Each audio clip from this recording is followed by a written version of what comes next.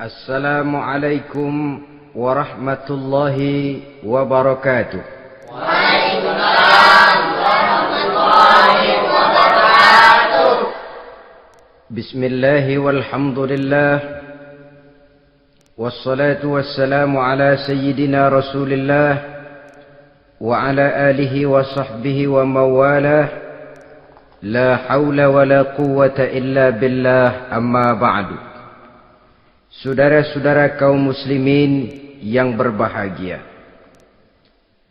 di dalam kehidupan ini kita senantiasa mengambil iktibar, contoh dan teladan dari orang-orang sebelum kita.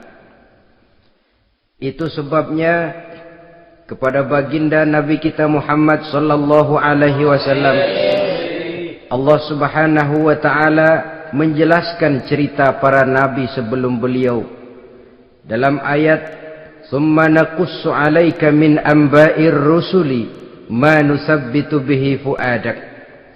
Demikianlah kami ceritakan kepadamu wahai Muhammad sebagian dari kisah para rasul-rasul sebelum kamu yang dengan itu akan memperkuat hatimu, meneguhkan keyakinanmu dan memantapkan pendirianmu. Inilah manfaatnya belajar dari sejarah. Jadi jangankan kita, baginda Nabi sendiri pun oleh Allah Subhanahu wa taala diceritakan sejarah para nabi sebelum beliau yang dimusuhi oleh umatnya, yang dicaci maki oleh kaumnya, yang terusir dari kampung halamannya, bahkan sampai ada yang terbunuh oleh umatnya. Itu seluruhnya merupakan iktibar manusabbitu bihi fu'adak, untuk memantapkan langkahmu, meneguhkan keyakinanmu dan menguatkan pendirianmu menghadapi perjuangan ini. Sehubungan dengan itu, pada pertemuan kali ini Al-Fakir ingin menyampaikan satu cuplikan kecil dari kehidupan seorang sahabat utama baginda Nabi, yaitu Sayyidina Umar ibn al-Khattab radhiyallahu an. Beliau adalah Umar bin Khattab bin Nufail bin Abdul Uzza dari suku Quraisy, golongan Bani Adi. Perawakannya tinggi, kekar dan gagah, melambangkan sifatnya yang pemberani, tegas dan tidak pernah kenal takut kepada siapapun. Sebelum mendapat hidayah, Umar bin Khattab termasuk orang yang berdiri di barisan orang-orang yang memusuhi umat Islam. Ia terperangkap dalam tradisi jahiliyah di mana gemar berperang dan bermabuk-mabukan juga merupakan hal-hal yang pernah dilaksanakan dalam kehidupannya sebelum beliau masuk ke dalam agama Islam. Oleh karena itu, dalam kehidupan beragama, hidayah merupakan sesuatu yang penting. Bagaimanapun banyaknya dosa dan kesalahan yang telah dilakukan oleh seseorang, tidak seharusnya menyebabkan ia putus asa dari rahmah Allah. Sebaliknya, bagaimanapun banyak kebajikan dan kebaikan yang sudah dikerjakannya, tidak perlu membuat dia besar hati, puas, bangga, apalagi menjadi lalai karenanya. Sebab kita belum tahu akan bagaimana ujung perjalanan dari kehidupan kita ini. Saudara-saudara, kisahnya pun masuk Islam merupakan peristiwa yang menarik. Pada satu hari, dengan pedang terhunus, Umar bin Khattab menuju Darul Arqam, tempat di mana baginda Nabi biasa berkumpul dengan para sahabat. Melihat mukanya yang beringas, matanya yang nanar, orang sudah menyangka dan mengerti ini tentu akan terjadi pembunuhan. Dalam perjalanan menuju Darul Arqam, Umar bertemu dengan Nuaim bin Abdullah. Nuaim bertanya, "Ya Umar, mau kemana ente?" "Mau membunuh itu, si murtad itu," katanya. "Si murtad yang mana?" Yang mana lagi? Itu yang memecah belah kita, yang menghina berhala-berhala kita, yang menjelek-jelekkan nenek moyang dan keturunan kita. Siapa lagi kalau bukan Muhammad? Kata Nuaim Umar, enggak salah. Tidak salah lagi. Salah Umar. Salah kenapa? Apa kamu enggak malu? Kamu mau pergi membunuh Muhammad, sementara adikmu sendiri Fatimah, dia sudah termasuk salah seorang pengikut Muhammad. Mendengar ini, muka yang memang tadinya sudah marah dan merah, tambah jadi kelabu. Bukan main mangkelnya Umar bin Khattab. Orang lain dia musuhi, orang lain dia kejar-kejar. Ini malah adiknya sendiri menjadi pengikut dari baginda Nabi. Tidak jadi menuju Darul Arqam, dia berangkat ke rumah adiknya Fatimah. Adapun di rumah Fatimah sedang berkumpul Fatimah, suaminya Sa'id bin Zaid, dan seorang sahabat Habbab ibnul Arad. Mereka sedang membaca Quran. Waktu itu Quran belum lagi dijilid macam sekarang. Jadi masih merupakan suhuf atau lembaran-lembaran tercecer saja. Ketuk pintu. Ya tentu tidak assalamualaikum karena dia belum Islam. Tok, tok, tok. Siapa di luar? Umar. Mendengar suaranya saja, ini sahabat yang namanya Habbab ibnul Arad sudah lari ke belakang pintu. Sambil komat kamit baca doa mohon diselamatkan oleh Allah. Adapun Fatimah yang sedang memegang suhuf, lembaran tulisan Quran itu, menyembunyikan suhuf itu di belakang bajunya. Umar masuk. Fatimah, saya bang. Apa benar berita yang saya dengar? Berita apa itu bang? Bahwa kau sudah masuk Islam. Bang, andai kata Muhammad memang benar, bagaimana? Sudahlah, jangan belit-belit. Jawab saja, kau masuk Islam benar atau tidak? Ya. Saudara hadirin, begitu dikatakan iya, tangannya langsung melayang, menampar muka adiknya ini, sehingga mengalir darah dari hidungnya. Suaminya Sa'id bin Zaid yang mencoba melindungi istrinya, dipegang lehernya, dibanting, luki dadanya. Oh ini jawara ini.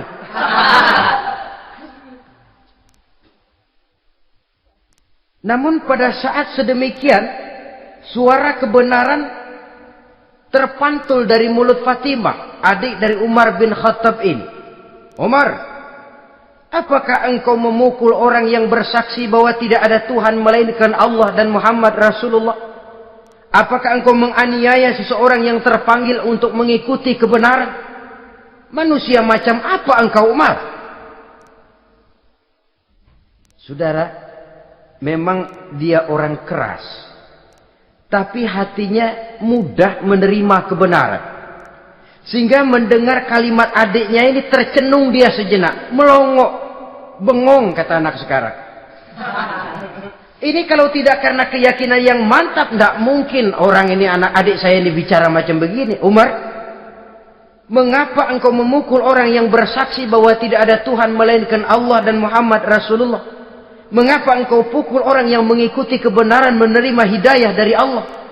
Begitu yakin dan mantapnya, walaupun di tengah satu hal yang sangat menakutkan. Siapa yang tidak takut orang Quraisy berhadapan dengan Umar bin Khattab yang dikenal sebagai singa padang pasir pada waktu itu? Malahan dia termasuk salah seorang jagoan di tradisi masyarakat jahiliyah itu. Ada satu pasar yang namanya pasar Ukaz. Tiap tahun di pasar itu diadakan pesta. Pertama pertandingan syair. Jadi penyair waktu itu jadi kebanggaan. Syair-syair yang menang itu digantung di dinding Ka'bah. Jadi setiap suku akan bangga kalau mempunyai ahli syair yang hebat. Nah, lalu diadakan juga lah perlombaan balap kuda, memanah, termasuk gulat. Lah Umar ini tiap kali pertarungan mesti menang. Belum pernah ada yang berhasil mengalahkan dia. Jawara. Saudara-saudara, mendengar adiknya begitu mantap hatinya, apalagi ketika adiknya berkata begitu, suhuf, lembaran yang disembunyikan di belakang bajunya tersembul. Apa yang kau sembunyikan di balik bajumu itu? Suhuf. Apa suhuf itu? Lembaran Al-Quran. Coba saya lihat. Enggak boleh. Kenapa? Kamu kotor. Orang kotor tidak boleh megang Quran. Saya mau lihat. Enggak boleh. Kalau kamu mau lihat, mandi dulu. Diturutinya permintaan adiknya itu. Lalu diambilnya suhuf tadi. Dia baca. Kebetulan ayat yang dibacanya, ayat pertama dari surah Toha, yang berlanjut dengan ayat 14 pada surah yang sama. Dia baca, Bismillahirrahmanirrahim. Toha, ma anzalna ilaikal Qur'ana litashqa illa tazkiratan liman yakhsha. Toha, tidaklah aku turunkan Al-Quran ini untuk bikin sukar manusia, melainkan merupakan pengingat bagi orang-orang yang takut kepada Allah. Lalu pada ayat ke-14, Innani anallahu la ilaha illa ana fa'budni. Sesungguhnya akulah Allah, tidak ada Tuhan melainkan aku, maka hendaknya hanya kepadakulah kamu menyembah. Wa aqimis salata li dzikri, dirikanlah salat untuk mengingat aku.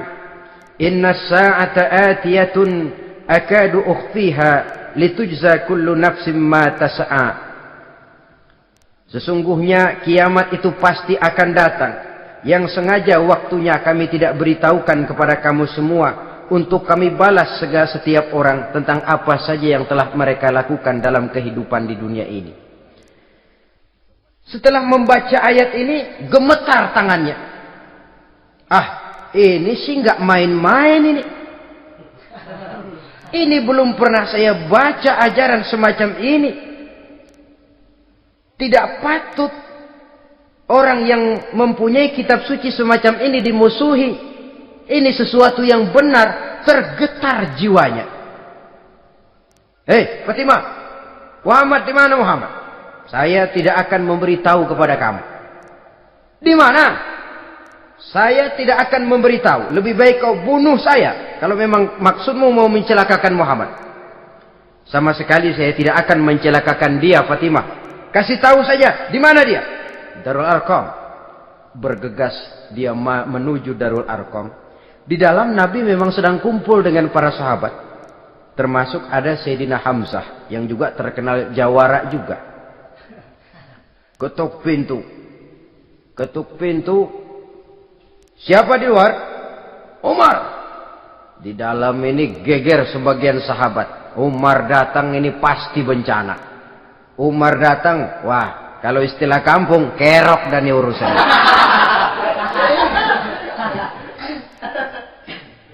Tapi baginda Nabi menenangkan mereka. Tenang, mudah-mudahan ada hikmahnya. Sayyidina Hamzah tampil, bukakan dia pintu. Kalau niatnya baik, kita terima. Kalau niatnya tidak baik, saya paling depan. Dibukakan pintu. Begitu dibukakan pintu, Umar masuk merangkul baginda Nabi. Kemudian dengan tersendat, Ashhadu an la ilaha illallah wa ashhadu annaka ya Muhammad Rasulullah. Saya bersaksi tidak ada Tuhan melainkan Allah, dan saya bersaksi bahwa engkau hai Muhammad adalah utusan Allah. Sahabat takbir semua, Allahu Akbar, Allahu Akbar. Kegembiraan meliputi suasana ketika itu. Kenapa? Karena sebelumnya dikala Umar belum masuk Islam, dia merupakan ganjalan yang paling dikhawatirkan oleh umat Islam. Setelah dia masuk Islam, jelas merupakan satu keuntungan yang sangat besar. Dan dia tertarik kepada Islam bukan karena bujuk rayu orang, tidak karena diberikan harta, tidak karena diiming-iming oleh kedudukan tinggi. Tapi karena kebenaran, hidayah menembus hatinya melalui wasilah ayat dalam surah Thaha yang dibacanya melalui suhuf yang dipegang oleh adiknya tadi.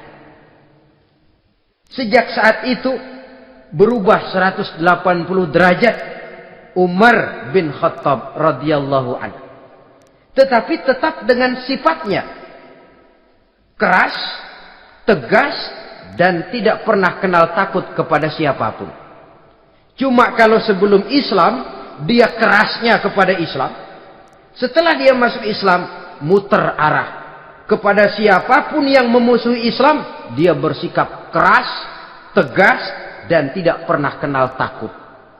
Bahkan setelah beliau masuk Islam, satu hari ketika di Darul Arqam kumpul-kumpul, waktu itu Nabi belum berdakwah secara terbuka karena pengikut masih sedikit. Sayyidina Umar usul, "Ya Rasul, ada apa Umar? Alasna 'alal haq fi mamatina wa mahyana?" Ya Rasul, bukankah kita ini berdiri di atas sesuatu yang benar? Bukankah mati kita, hidup kita untuk melaksanakan sesuatu yang benar? Bala ya Umar, betul Umar. Wallazi nafsi biyadih, innakum la'alal haq in muttum wa in hiyitum.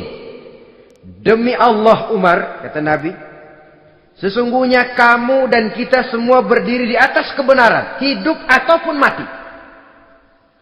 Setelah mendapat jawaban begini, Umar masuk kepada tujuan pembicaraannya. Izan ya Rasul, fa fimal ihtifal. Kalau memang begitu ya Rasul, kalau memang kita yakin kita berdiri di atas kebenaran, kita hidup karena kebenaran, kita mati pun memperjuangkan kebenaran, fa fimal ihtifal. Kenapa mesti ngumpet-ngumpet?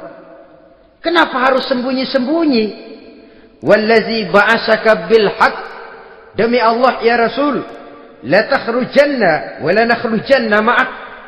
Tuhan harus keluar menyampaikan Islam ini secara terbuka, dan kami akan mendampingi Tuhan dengan segenap jiwa dan raga.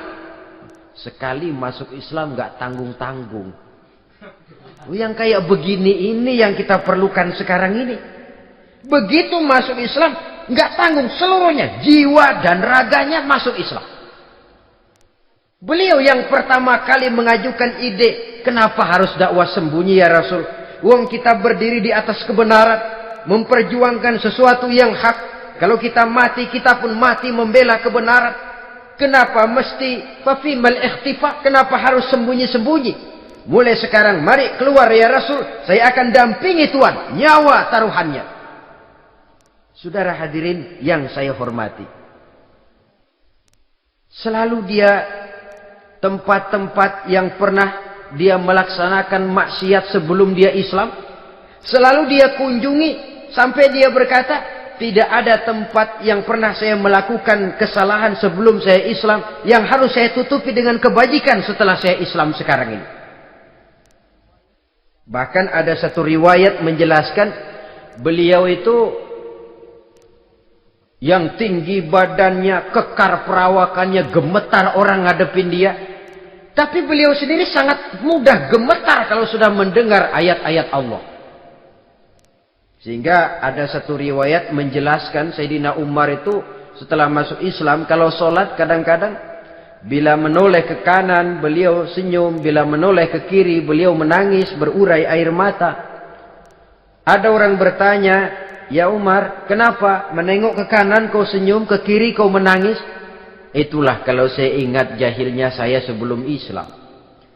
Adapun bila saya menoleh ke arah sebelah kanan saya tersenyum, teringat betapa dulu saya membuat berhala dari korma. Saya tumpuk-tumpuk, saya susun begitu.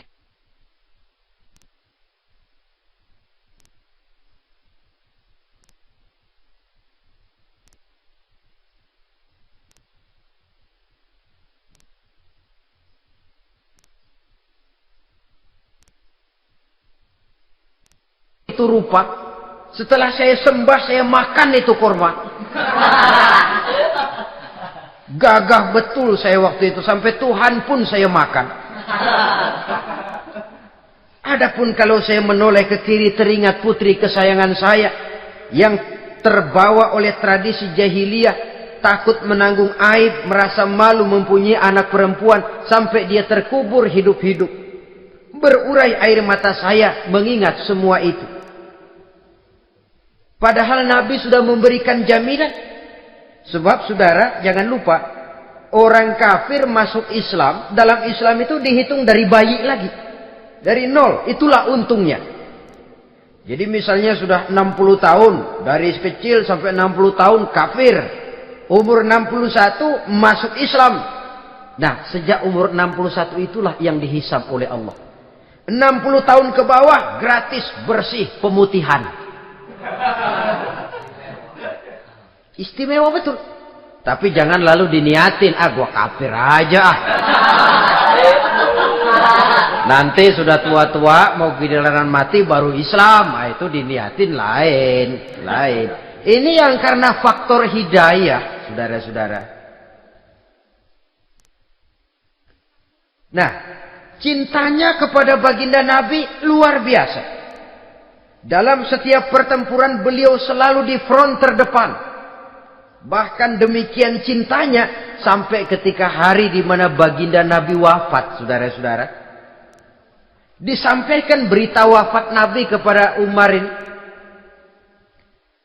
Ya Umar, baginda Nabi sudah wafat. Kamu ngomong apa? Baginda Nabi sudah wafat. Bukan sedih, nyabut pedang, keluar matanya melotot. Siapa yang bilang Muhammad mati, saya tabas batang lehernya. Begitu cintanya beliau kepada baginda Nabi, sampai-sampai nggak menerima kalau Nabi wafat. Taruhlah nggak bisa mati bersamaan, bolehlah mati beriring-iring saja barangkali maksudnya. Saudara-saudara, cabut pedang, kelayaban kemana-mana. Ayo, siapa ngomong Muhammad mati, saya tabas batang lehernya. Sampai bertemu dengan Sayyidina Umar, Sayyidina Abu Bakar. Di tempat orang banyak, Sayyidina Abu Bakar yang bijaksana ini pidato. Ayuhan nas, man kana ya'budu Muhammadan fa inna Muhammadan qad mata wa man kana ya'budu Allah fa inna Allah hayyun la yamut. Wahai manusia, barang siapa yang menyembah Muhammad, maka Muhammad sudah mati. Tetapi barang siapa yang menyembah Allah, Allah akan hidup selamanya dan tidak akan pernah mati. Mendengar pidato ini, Sayyidina Umar sadar bahwa sebenarnya yang tidak bisa mati itu cuma Allah. Bagaimanapun agungnya baginda Nabi, besarnya baginda Nabi, tinggi akhlak budi pekertinya Nabi, cintanya beliau kepada Nabi, Nabi manusia. Dan manusia harus mati. Kemudian dibacakan surah Ali Imran ayat 144. Wa ma Muhammadun illa rasul qad khalat min qablihi rusul afa immata aw qutilan qalabtum ala aqabikum. Muhammad tidak lain daripada manusia, telah datang kepadanya rasul. Apakah jika ia mati engkau kembali menjadi murtad atau mundur ke belakang? Mendengar ayat ini dibacakan, Sayyidina Umar sadar, berurai air matanya, menangis dalam kesedihannya. Ini cintanya yang demikian tinggi kepada baginda Rasulullah sallallahu alaihi wasallam. Begitulah seluruh kesalahan yang dia lakukan pada saat sebelum dia masuk Islam, berusaha dia tutupi dan dia tebus dengan segala kebaikan, pengabdian, perbuatan soleh setelah dia masuk Islam. Sehingga diajarkan oleh baginda Nabi, ittaqillaha haitsu ma kunta wa atbi'i sayyi'atal hasanata tamhuha wa khaliqin nasa bi khuluqin hasanin. Bertakwalah kamu kepada Allah, kata Nabi, dimanapun saja kamu berada. Jadi takwa tidak kenal tempat. Dimanapun saja kamu berada, bertakwalah kepada Allah. Di rumah takwa, di pasar takwa, di kantor takwa, di tengah orang banyak takwa, pada waktu sendirian takwa. Ittaqillaha haitsu ma kunta. Bertakwalah kau kepada Allah dimanapun saja kamu berada. Jangan takwa pakai tempat. Di masjid takwa, di kantor nyolong. Itu tidak haitsu makunta. Yang diajarkan oleh Nabi, dimanapun kamu berada, bertakwalah kepada Allah. Wa atbi'i sayyi'atal hasanah tamhuha. Dan iringi perbuatanmu yang salah dengan kebaikan. Jadi kalau satu saat terselip kita berbuat salah, cepat iringi dengan kebaikan. Tamhuha, dengan harapan kebaikan yang kita kerjakan akan menutupi dosa yang terselip kita lakukan. Ngomongin orang, astagfirullahalazim, banyak istighfar. Istighfarnya mudah-mudahan bisa nutupin dosa karena ngomongin orang. Tapi jangan lalu tambah sulap. Ngomongin orang istighfar, terus ngomongin lagi istighfar lagi. Itu tentu tidak bisa dengan cara begitu. Barangkali terselip pernah mengambil harta orang tanpa alasan yang hak, imbangi dengan rajin sedekah misalnya. Barangkali pernah menyakiti hati orang, imbangi dengan perbuatan yang bisa menyenangkan hati orang lain. Itu namanya mengiringi perbuatan yang bersifat salah dengan kebajikan. Ini yang dilakukan oleh Sayyidina Umar. Setiap pelosok hampir dia datangi. Tempat-tempat di mana dia pernah melakukan kesalahan sebelum Islam, di sana dia tegakkan kebajikan dan kebaikan. Kegagahannya, keperkasaannya, keberaniannya sepenuhnya bulat-bulat sudah diwakafkan untuk kepentingan Islam. Saudara hadirin yang saya hormati, diperlukan orang-orang yang punya keberanian macam Sayyidina Umar. Berani karena panggilan hidayah, bukan berani babi. Babi berani juga babi, cuman nyeruduk. Artinya berani yang tanpa pertimbangan.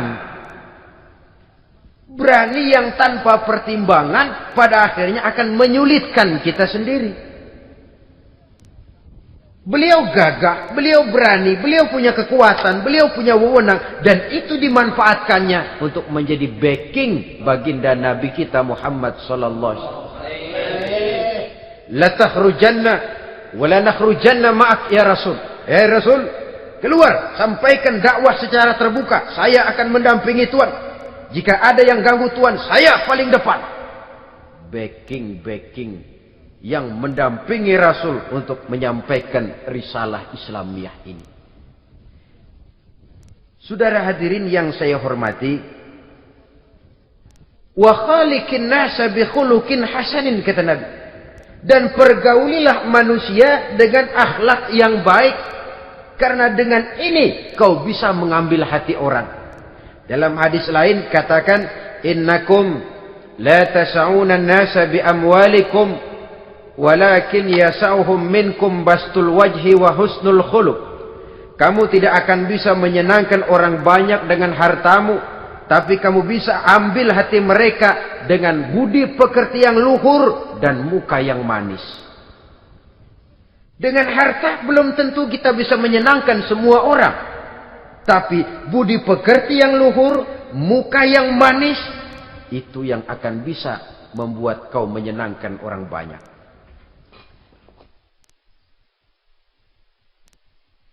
Setelah baginda Rasul wafat, pernah ketika berkumpul, Sayyidina Abu Bakar berkata kepada Sayyidina Umar, "Ya Umar, saya baiat kamu untuk menjadi khalifah." Jawab beliau, "Sayalah yang akan membaiat Tuan. Tapi Anda lebih utama dari saya Umar. Keutamaan saya akan saya berikan kepada Tuan untuk mendukung kekhalifahan Tuan." Di sini kelihatan wataknya yang tidak ambisius.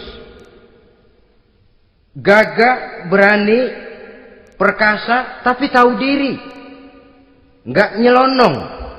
Tidak menggunakan kekuasaannya, kegagahannya untuk maksud yang sewenang-wenang. Oleh karena itu setelah Sayyidina Abu Bakar wafat, beliau dilantik menjadi khalifah, keluarlah pidatonya yang terkenal. Ayuhan nas, inni qad wullitu alaikum walastu bi khairikum. Hai manusia, aku telah dipilih menjadi pemimpin kamu. padahal aku bukanlah orang yang terbaik di antara kamu. Kalau tidaklah karena aku melihat keutamaan, keteguhan yang dapat melindungi kalian, berat rasanya aku memikul amanah ini. Sebab apa? Alangkah beratnya menunggu datangnya perhitungan di akhirat nanti terhadap Umar. Ini yang jadi motifnya memegang jabatan khalifah. Sungguh berat bagi Umar menunggu datangnya saat perhitungan. Sehingga seolah-olah kalau bisalah jadi Umar bin Khattab saja, jangan jadi khalifah kalau bisa.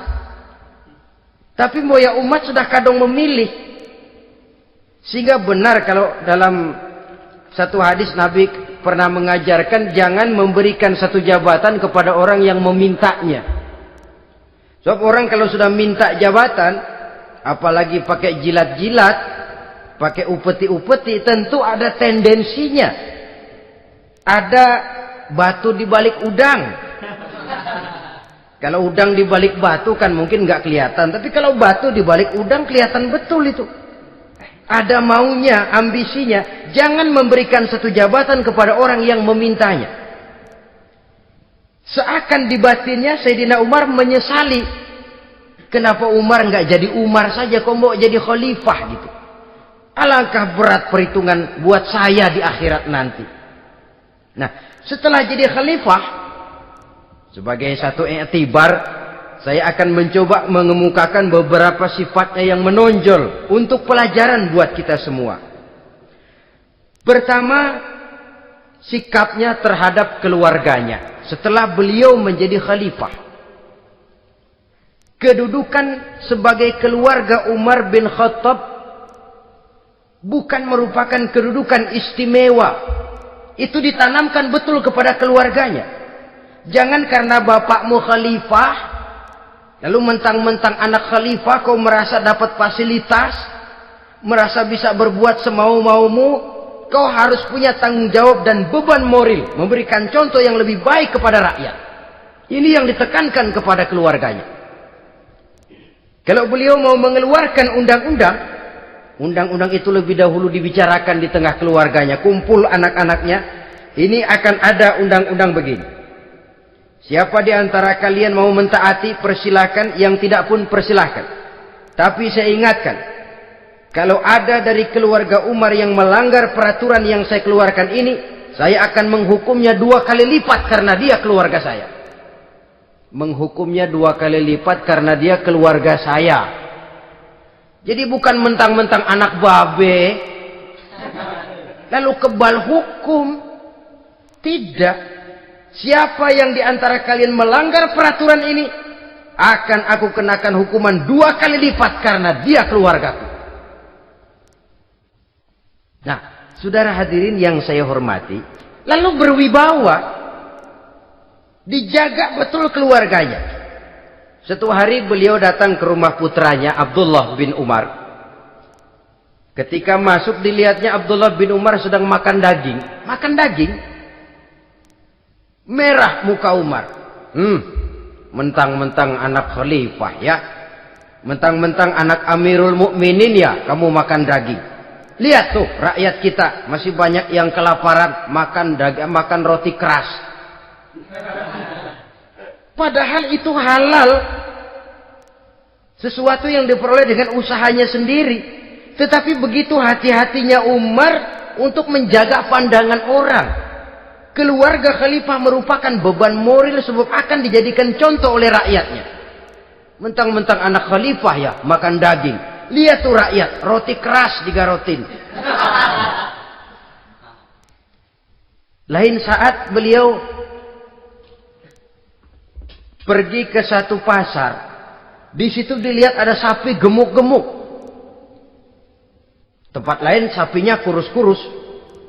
Tanya, ini yang gemuk-gemuk sapi siapa? Sapi Abdullah bin Umar.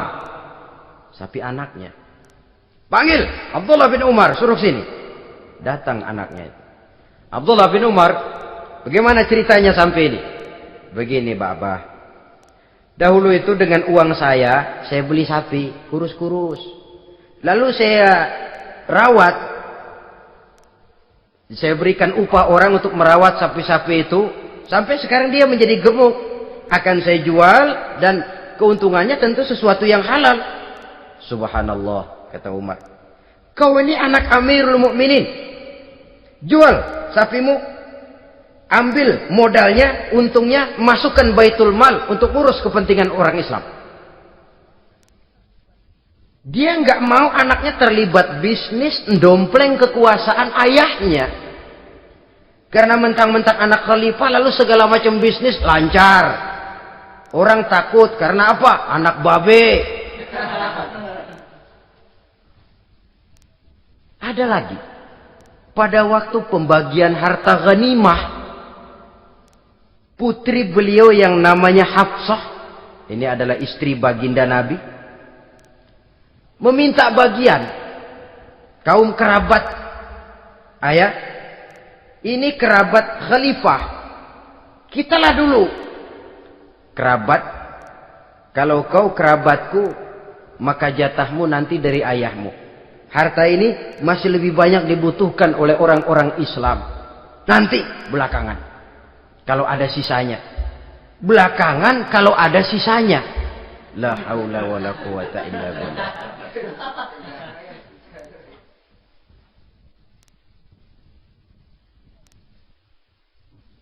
Saudara hadirin, itu terhadap keluarganya. Kemudian apa sifat-sifat yang menonjol dari kepemimpinannya? Pertama, kesederhanaannya. Beliaulah satu-satunya khalifah, Amirul Mukminin, setingkat presiden kalau sekarang, yang punya jubah cuma 2 dan 1 pun punya anaknya. Tambelan lagi. Pernah sholat Jumat terlambat. Beliau naik mimbar untuk khutbah, sebelumnya minta maaf dulu. Saudara-saudara, maaf saya terlambat nungguin baju kering. Seorang khalifah nungguin baju kering. Sederhana dalam kehidupannya. Mari kita ambil satu cerita lagi.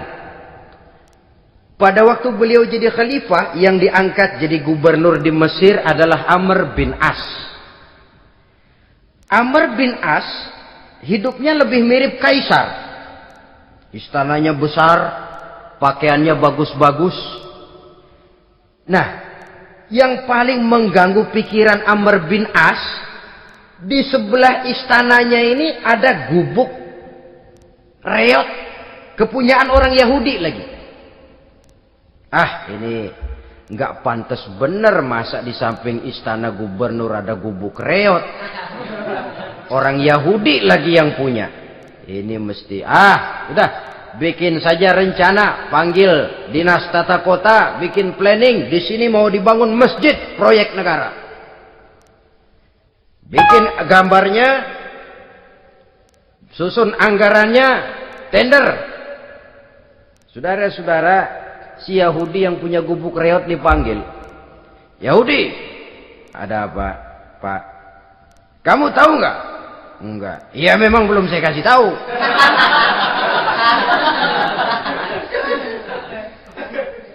Ada apa, Pak? Itu kamu punya gubuk. Tahu? Kena proyek. Proyek apa, Pak? Kami mau bangun masjid besar di situ. Dan tidak sesuai ada gubuk reot di samping tempat gubernur. Jadi maksud Bapak, gubukmu, tanah-tanahnya mau saya bebaskan. Saya beli. Enggak mau, Pak. Saya enggak mau jual. Saya bayar 2 kali lipat. Enggak mau. 3 kali lipat. 6 kali lipat juga enggak mau, Pak. Saya dari muda peres keringat banting tulang cuma segitu-gitunya, Pak, tempat saya tinggal. Gubuk reot sama tanahnya sedikit. Makmur saya, Pak, cuma rumah sama sumur.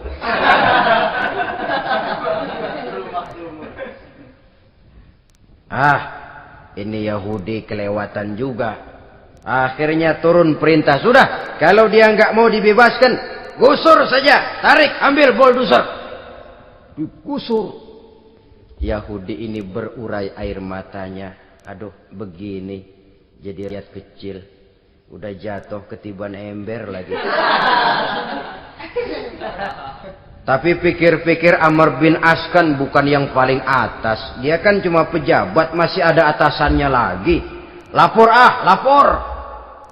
Yahudi ini berangkat ke Madinah. Bayangkan dari Mesir ke Madinah. Jalan. Di sepanjang jalan dia berpikir membanding-banding.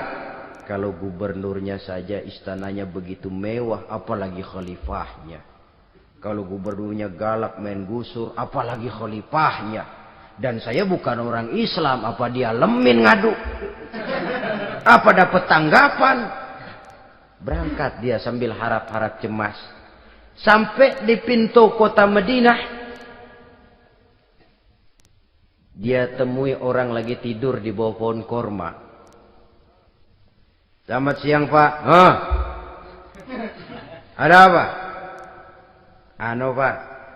Apa? Mau lapor. Lapor apa? Bapak tahu Khalifah Umar bin Khattab? Tahu?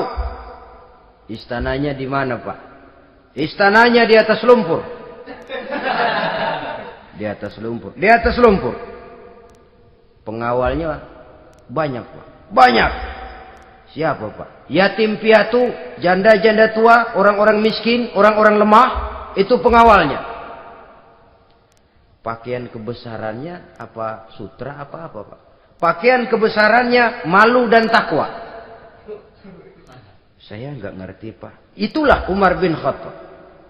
Lalu orangnya sekarang di mana, Pak? Di depan ente. Rupanya yang dia tanya itulah orangnya. Gemeter Yahudi ini, keringat bercucuran. Coba, istananya di atas lumpur. Sebab beliau berprinsip, bagaimana saya bisa menghayati nasib rakyat kalau saya tidak merasakan apa yang mereka rasakan? Bagaimana saya nggak bisa tahu sakitnya lapar kalau saya belum pernah kelaparan? Itu prinsipnya. Istananya di atas lumpur.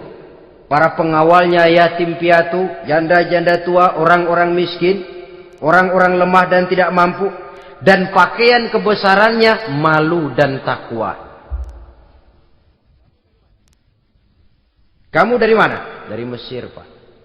Ada apa? Mau laporan gubernur Bapak di Mesir yang namanya Amr bin As. Kenapa? Main gusur aja, Pak. Ceritanya? Iya, dia mau bangun masjid. Kebetulan di areal itu saya punya tanah sama gubuk segitu-gitunya. Saya nggak mau dibeli, digusur, Pak. Saya mau mencari keadilan. Begini. Kamu lihat tempat sampah itu? Lihat. Di situ banyak tulang. Coba kamu ambil kemari satu. Tulang unta, bawa sini. Bingung Yahudi. Pak, saya kemari mau cari keadilan. Kalau tulang mah di Mesir juga banyak, Pak. Sudahlah, pokoknya kau ambil saja tulang itu. Dicoker-coker, dapat, dikasih. Tulang itu digaris lurus oleh Sidina Umar dengan ujung pedang. Red. Nah, nih, kau bawa kepada Amr bin As. Makin bingung itu Yahudi. Suruh bawa tulang cuman digaris. Nanti saya ngomong apa, Pak? Sudahlah, kasih saja. Pulang dia. Sampai di Mesir. Tuan Gubernur, ada apa? Saya baru menghadap khalifah. Kemudian beliau sampaikan ini, dikasih tulang. Amr bin As ngelihat tulang ada goresan lurus dengan ujung pedang, gemetar. Badannya keluar keringat dingin. Panggil kepala proyek. Proyek batal. Masjid nggak jadi didiriin. Itu gubuk Yahudi diriin lagi. Ini Yahudi makin bengong. Ini gubernur dapat tulang doang segitu takutnya.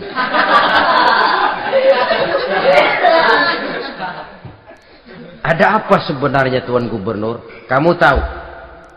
Ini nasihat pahit buat saya dari Amirul Mukminin Umar bin Khattab. Seolah-olah beliau bilang, "Hai Amr bin As, jangan mentang-mentang sedang berkuasa ya. Pada satu saat kau akan jadi tulang-tulang kayak begini. Maka mumpung kamu masih hidup dan berkuasa, berlaku lurus dan adillah kamu seperti lurusnya garis di atas tulang ini. Red. Lurus, adil, jangan bengkok. Sebab kalau kamu bengkok, nanti aku yang luruskan pakai pedangku. Siapa yang nggak ngeper digituin? Sampai akhirnya apa? Kata si Yahudi, Pak, kalau begitu Islam adil ya. Adil. Kalau gitu biarin dah Pak, tanah saya. Mau kamu jual? Bukan saya jual Pak, saya kasih aja dah. Campur gubuk-gubuknya, ambil aja dah.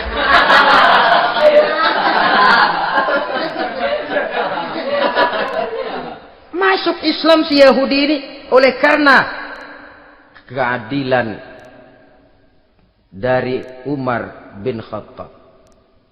Begitulah kesederhanaan hidupnya. Sampai saudara, yang ironi betul, pernah Utsman bin Affan, Ali bin Abi Thalib, Thalhah dan Zubair kumpul mendengar berita bahwa Sayyidina Umar ini punya hutang. Bayangkan, seorang khalifah untuk melangsungkan hidupnya sampai punya hutang. Padahal Baitul Mal di bawah kekuasaannya. Berunding Utsman, Ali, Thalhah, Zubair. Kalau kita langsung ngomong sama Umar nggak enak dong, dia nggak bakalan terima. Lewat putrinya aja, Hafsah deh. Baik. Hafsah ngomong sama Umar, Abah, kenapa? Bagaimana kalau honor Abah ditambah, ditingkatkan supaya hutang bisa ketutup?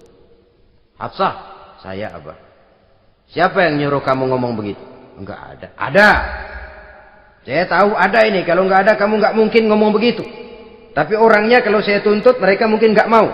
Sekarang saya mau tanya Hafsah, kau kan istri Rasul, betul?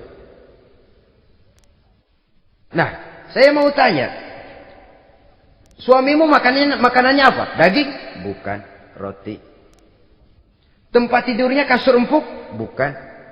Kain kasar yang kalau musim panas kami bentangkan, kalau musim dingin separuh buat tidur, separuh buat selimut. Pakaian yang dibelikan untukmu berapa banyaknya? Cuma 2. Nah, itu guru saya. Orang yang paling saya cintai. Dan itu yang saya ikuti. Bahkan setelah beliau wafat, Sayyidina Umar ini, hutangnya ditanggungkan kepada anaknya Abdullah bin Umar. Dan itu pun dilunasi dengan menjual rumahnya. Sehingga rumahnya itu disebut Darul Qadha, rumah bayar hutang. Begitu kesederhanaannya. Jadi nggak pakai aji mumpung jadi khalifah lalu kayak ikan gurita, tangan yang mana aja megang. Itu kan mental monyet. Monyet itu kan begitu. Tangan megang kiri kanan, mulut ngawal, kaki megang, temennya dikasih masih ngerampas juga. Monyet rakus betul itu. Itu kesederhanaannya. Kenapa kesederhanaan ini timbul? Karena sikap zuhudnya. Zuhud itu tarkud dunia li ajlil akhirah. Orang yang mengambil dunia hanya yang diperlukan dengan lebih mengutamakan kehidupan akhirat. Watak zuhudnya yang sangat menonjol. Dialah pahlawan yang paling berani di medan perang. Dialah imam yang paling khusyuk di masjid. Dan tidak jarang kalau sholat sendiri, begitu membaca ayat yang menceritakan neraka, nangis berurai air matanya. Saudara hadirin ma'asyiral muslimin rahimakumullah. Jadi kesederhanaan dan kezuhudan ini bukan lewat teori disampaikan oleh Umar. Bukan lewat penataran seluruh aparat. Tidak. Lewat contoh konkret. Inilah saya. Contoh sederhana dan zuhud. Bagaimana saya akan bisa merasakan penderitaan kalau saya sendiri tidak pernah menderita? Bagaimana saya akan tahu sakitnya lapar kalau saya belum pernah kelaparan? Maka tanpa penataran, tanpa upgrading segala macam, berhasil karena prinsip keteladanan. Beliau jadi contoh utama. Dan sumber utamanya tentu tidak lain karena contoh dari baginda Nabi besar Muhammad sallallahu alaihi wasallam. 2, sederhana, yang kedua zuhud. Yang ketiga, sifat yang menonjol dari kekhalifahannya adalah adil. Kalau sudah bicara soal hukum, dia tidak pernah kenal kompromi. Adalah seorang pemuka Nasrani masuk Islam. Namanya Jabalah bin Aiham. Ketika dia bikin haji, kain ihramnya keinjak orang Arab yang hitam. Badui. Jengkel. Dia merasa bekas tokoh. Enak aja nih orang udah jelek nginjak lagi. Ditempeleng orang tadi. Orang ini lapor kepada Umar. Panggil Jabalah bin Aiham. Panggil. Kau ditampar? Betul Khalifah. Tampar dia. Tampar lagi. Dipukul orang itu. Di depan Sayyidina Umar. Jadi tidak karena kau ini bekas kepala suku, kau ini bekas orang terhormat, lalu ada kebijaksanaan yang tidak bijaksana. Kebijaksanaan yang akhirnya jadi tidak bijaksana. Dan itu memang sudah dimulai dengan memblokir keluarganya. Tidak satu keluarganya pun yang boleh mempunyai perasaan bahwa menjadi keluarga khalifah merupakan fasilitas dan keuntungan. Kau jangan makan di atas punggungku. Kau jangan menikmati fasilitas di atas keringatku. Dan tidak ada keinginan mewariskan jabatan khalifah kepada anak-anaknya. Pernah beliau musyawarah. Saya bingung. Kenapa khalifah? Gubernur Kufah ini sulit nyari orang. Diangkat yang lemah, rakyat ngeluh. Diangkat yang keras, rakyat juga ngeluh. Ada calon khalifah. Kalau ini mah nggak salah lagi nih buat gubernur Kufah. Siapa? Abdullah bin Umar. Anak beliau sendiri. Melotot matanya. Jangan macam-macam kau. Cukup satu orang Umar memegang jabatan ini. Kalau berhasil, kami keluarga Umar sudah merasakannya. Kalau gagal, cukup kegagalan seorang Umar. Tidak berusaha mengorbitkan anaknya. Wah, anak babeh diangkat jadi jadi ano. Tidak, malah diblokir. Cari yang lain. Tapi Abdullah bin Umar cukup syarat ya khalifah. Dia orang bertakwa dan soleh. Yang takwa dan soleh bukan cuma anak Umar. Anak orang lain juga banyak yang takwa dan soleh. Itu prinsipnya. Sehingga ketegasannya ini membuat orang jadi sungkan.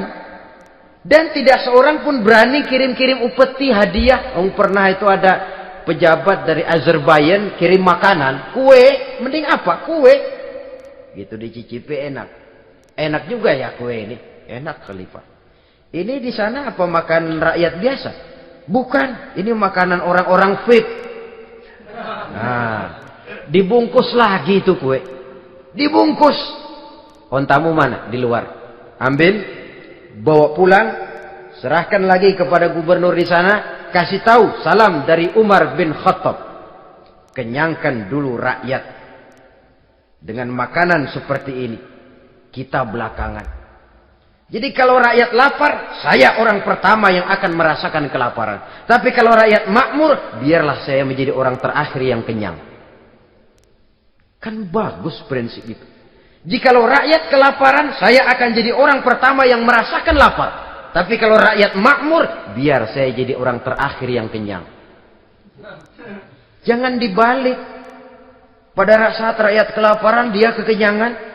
Dan selanjutnya, sikap keadilannya ini, saudara-saudara, menyebabkan hukum lalu jadi berwibawa.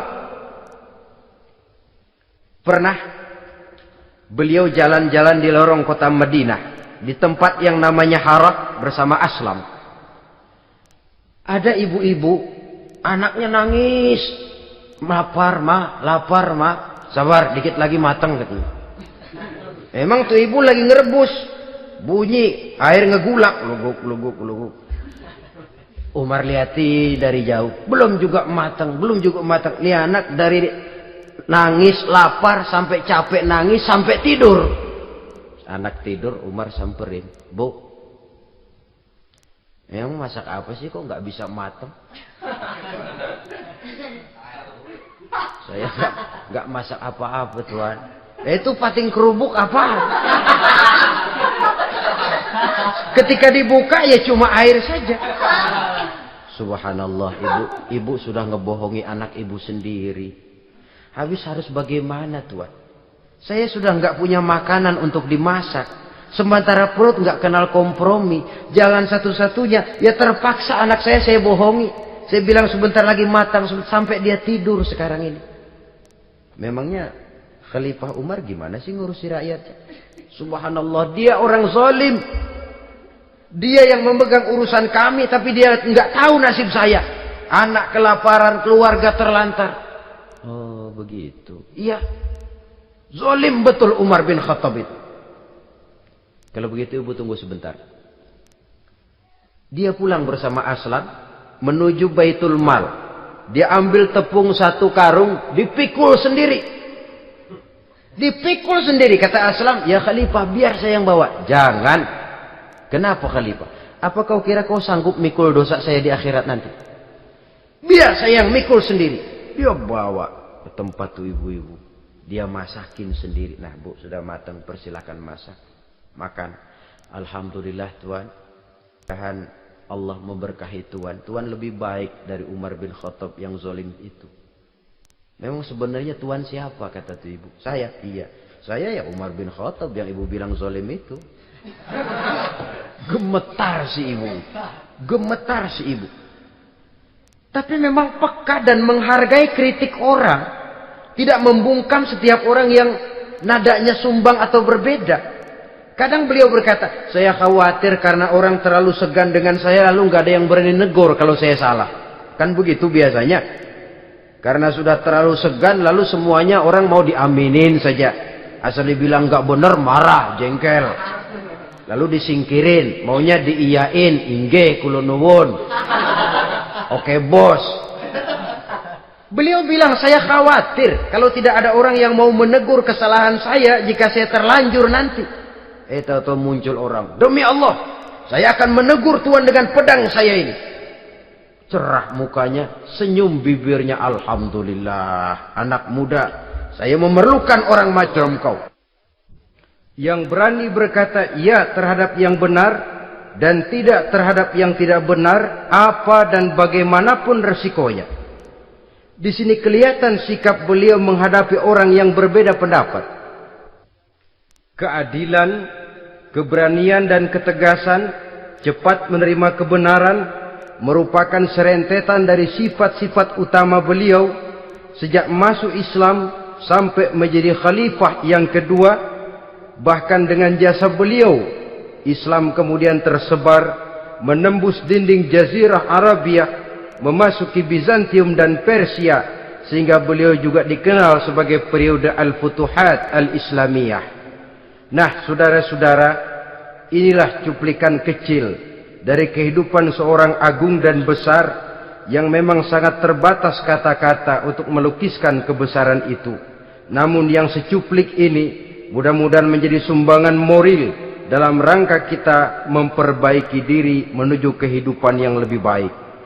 Terima kasih banyak atas segala perhatian. Mohon maaf atas segala kekurangan.